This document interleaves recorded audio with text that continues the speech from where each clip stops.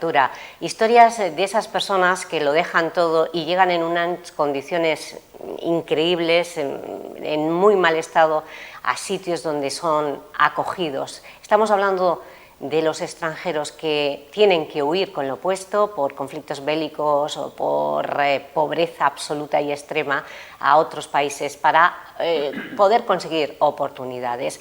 Ya saben que durante esta semana hemos hablado mucho del proceso de regularización de la inmigración de las personas migrantes. Hay mucha polémica, pero la Iglesia tiene una postura muy firme y hay misiones, congregaciones como los Misioneros de la Consolata, una congregación que se fundó a principios del pasado siglo por el sacerdote de Turín, José Alamano, quien fue canonizado en 2024, y que tenemos aquí a varios de sus representantes en Elche, en las parroquias, que su primera misión es la evangelización, evidentemente, pero también la acogida de las personas migrantes. Y uno de esos misioneros, de esos sacerdotes, es el padre Manuel Grao.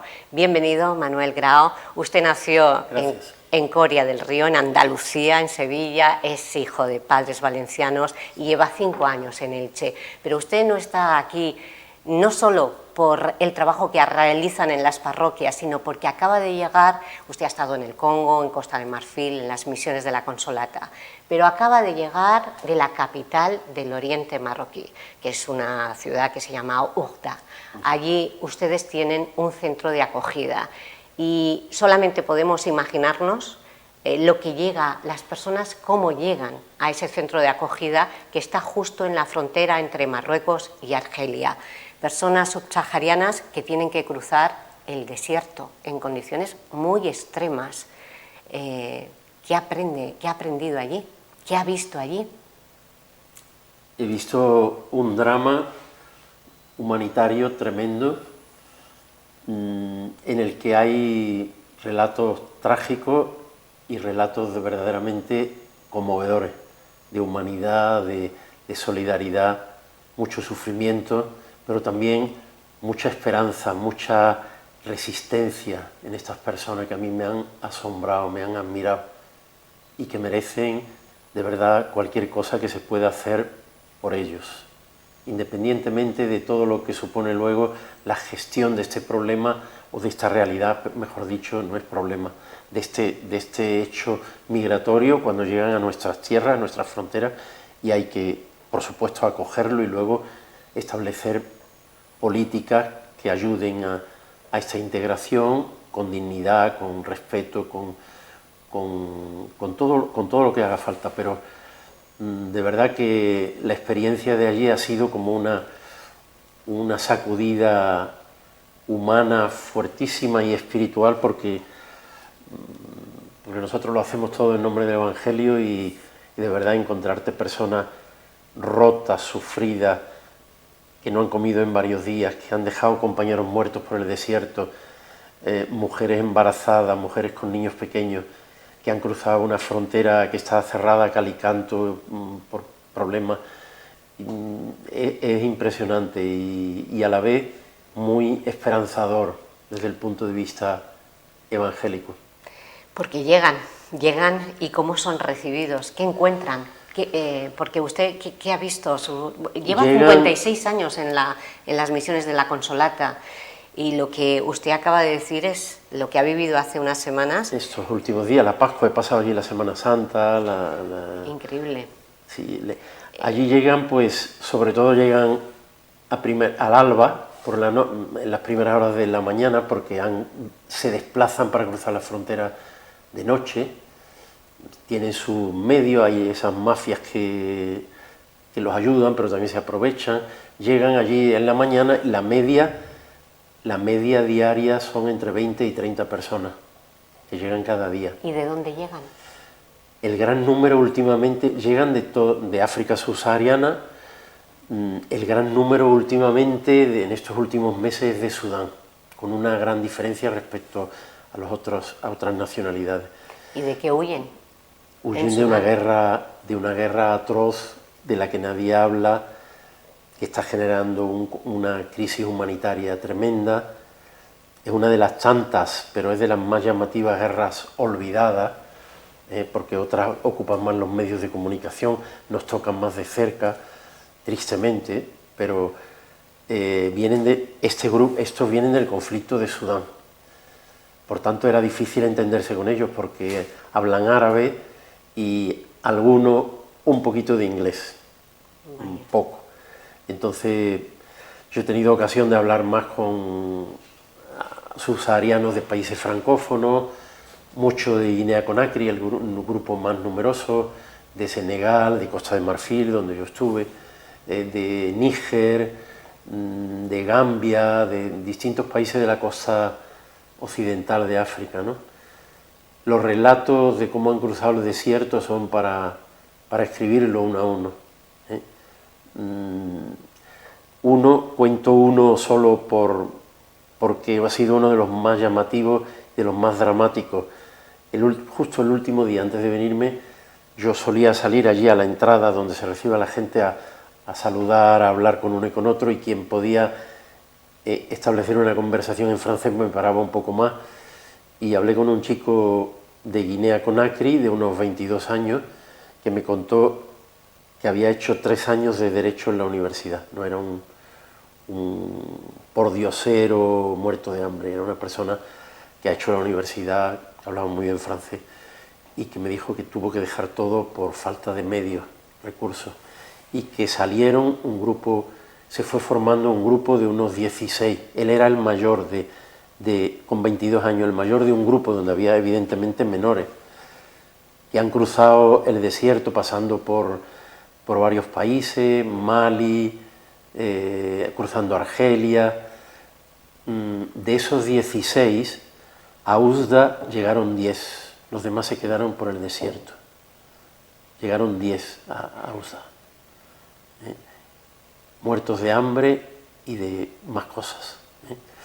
Y él mismo contaba, sea gestos donde la gente o ciertos grupos se aprovechan de ello y los explotan porque para seguir el camino tienen que trabajar un poco, ganarse algo, hacer otra etapa en un camión de fortuna, en los transportes que encuentran, a veces caminando, y otras veces también la otra cara de esta realidad tan dramática, pues también encuentran mucha solidaridad en los poblados de habitantes del desierto, de lugares que ya son de por sí pobrísimos, pero encuentran hospitalidad, alimentos, apoyo.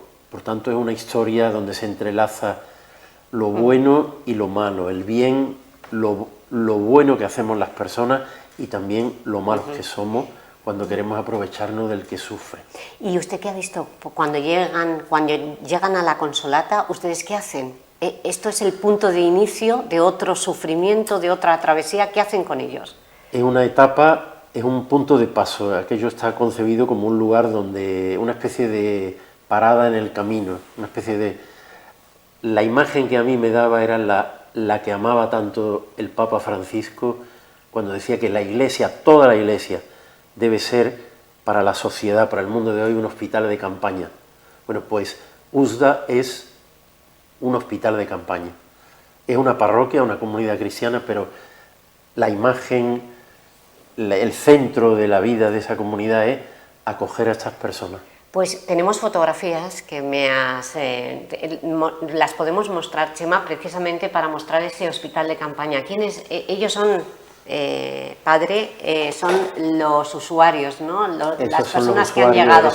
Pero sí, ¿cuántos son? ¿Cuántas personas hay en ese centro de acogida de Oujda? Bueno, ahí pueden llegar 20 o 25 o 30, a veces menos, diarias. La gran mayoría se les da un tiempo, se les recibe, se hace una ficha, se le toman todos los datos, hay una estadística muy bien llevada. Aquí vemos a varios de ellos. Y estos son imágenes del centro, las imágenes mejores. ¿Llevan camisetas de equipos de fútbol? ¿Tienen ustedes? Como vienen y todo eso es mejor, no está bien publicarlo, en las condiciones que llegan. Estos son los chicos que algunos se quedan haciendo algún tipo de formación o haciendo algún curso de lengua, o algunos los que vienen con problemas de salud, con fracturas, con contusiones, con problemas graves de salud debido a la travesía, pues se quedan el tiempo necesario y se les asiste gratuitamente con la colaboración de otras organizaciones. Aquí se les peina, Hay tienen todos los... Hay uno que corta el pelo, o sea, está todo organizado de una manera muy en plan campamento, en plan al aire libre, en fin, aquí están ¿Y haciendo algunas tareas. ¿Y la música es importante para UDA? Sí. ¿Por qué? ¿La música les relaja? La música para los africanos es la vida, es el respiro, es la respiración, aquí tenemos la coral de la comunidad católica, que son todos, es una comunidad pequeñita, son todos estudiantes subsaharianos, por tanto es una parroquia de jóvenes, no hay personas de más de 25, 20 o 30 años, son todos estudiantes universitarios que cuidan mucho, en África se cuida mucho la liturgia, enseguida forman una coral, pues yo he vivido con ellos todos los días del triduo pascual, la Pascua, celebraciones muy bonitas, muy bien vividas. O sea que, por lo que hemos visto en las imágenes, ustedes tienen el apoyo del gobierno marroquí. La Iglesia en Marruecos tiene un estatuto reconocido, tolerado, no se acepta el trabajo también caritativo, humanitario, la atención a los católicos, no es el máximo no está prohibido cualquier tipo de proselitismo, de conversiones, cosas de ese tipo, pero la Iglesia allí se centra en una presencia de testimonio, de atención a los cristianos y sobre todo el testimonio de la caridad, que es este del que estamos hablando, y que hace que los mismos estudiantes en buena parte pues se comprometan en tareas también de apoyo en el centro y de algunos estudiantes, porque USDA empezó como un lugar de apoyo a estudiantes cristianos o no cristianos que venían becados y necesitaban un alojamiento y empezaron a alojarse en la parroquia. Sigue habiendo algunos, con el tiempo algunos de estos estudiantes han terminado sus estudios y en varios casos se han quedado colaborando con el centro, incluso algunos contratados ya profesionalmente para atender, porque la gestión del centro necesita un personal preparado y hay también inmigrantes que no tienen una perspectiva inmediata de continuar el camino, algunos se quedan ayudando. Todos los que llegan, la gran mayoría, ¿dónde quieren llegar? ¿A Europa? La gran mayoría a Europa, por supuesto. ¿España, Francia? España, Francia, Alemania, ese es el sueño. ¿Qué imagen tienen de España? ¿A usted qué le dicen? ¿Qué ha podido? La imagen que tienen, yo la conocía ya desde Costa de Marfil. Ah, Costa de Marfil, claro. Pero la imagen que tiene es de un poco una especie de paraíso. Y también hay en los encuentros que hay que se les prepara para cuando lleguen, para otros se quedan en Marruecos, pero es rebajarles un poco ese sueño y hacerles que pisen un poco la realidad, porque sabemos que aun cuando España está siendo acogedora, y hay que decirlo, la realidad es muy dura, porque la vivimos aquí en Elche y en tantos lugares. Ahora le voy a preguntar. La acogida, la dificultad, bueno, es difícil, no hay que hacerles ilusiones de que llegando aquí esto es el paraíso, es duro. Y el trabajo de USDA continúa aquí de una manera menos dramática, pero cuando estamos en contacto con las personas que llaman a nuestras parroquias, muchos que son católicos, sobre todo de origen latino, que frecuentan, están dando vida a nuestras parroquias aquí, y también otros que vienen de África, de Marruecos, de tantos otros sitios, se dan cuenta que la realidad aquí es muy cruda. Claro, aquí no se arrastran por las alambradas, pero ¿qué casos son los que le llegan a sus parroquias? Usted creo que está en 4 o 5 parroquias trabajando. La comunidad nuestra atiende 4 parroquias aquí en Elche de la zona de Carros.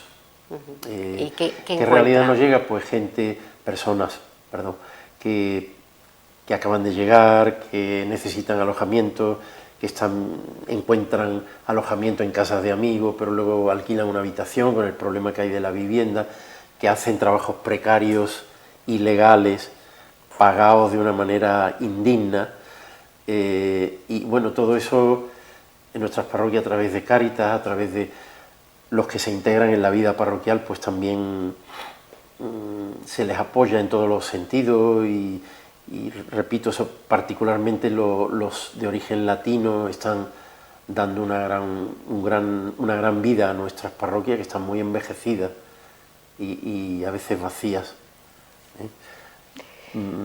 Esto es una continuidad de lo que vemos pasa allá. Exacto. Pues, ¿qué piensa usted? Lleva 56 años viviendo esa realidad y sobre todo África creo que es su corazón también, lo deja allí de vez en cuando.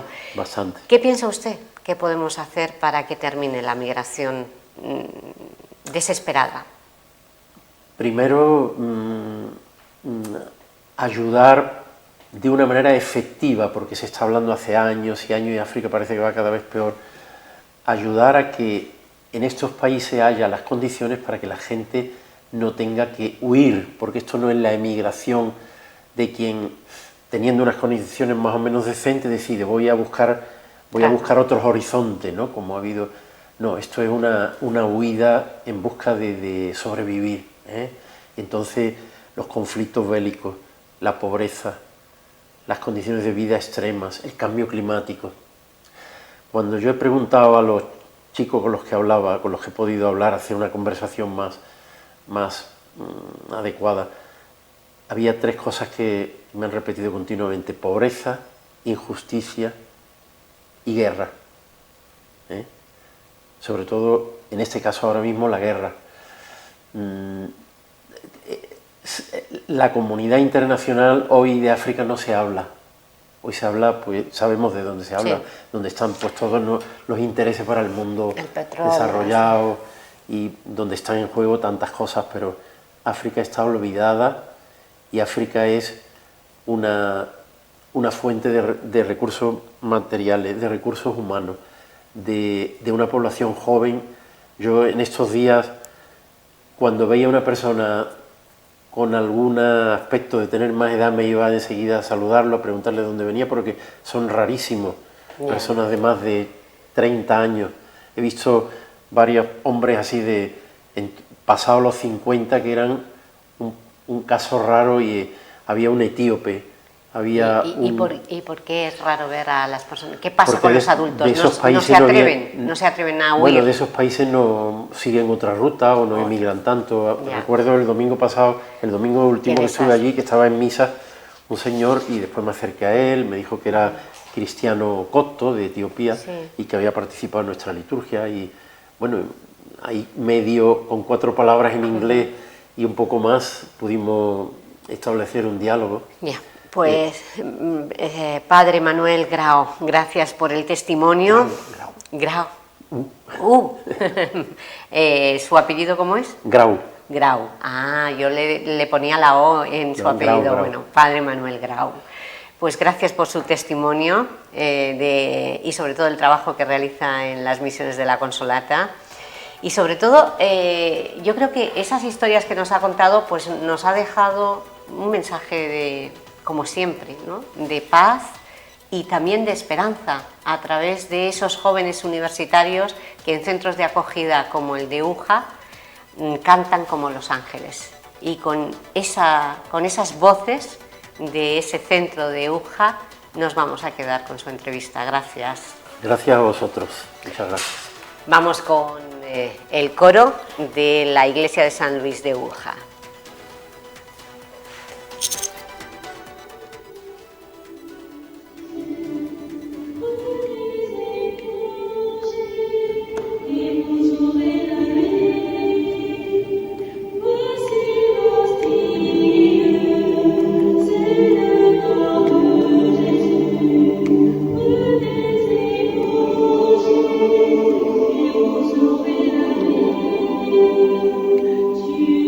Tu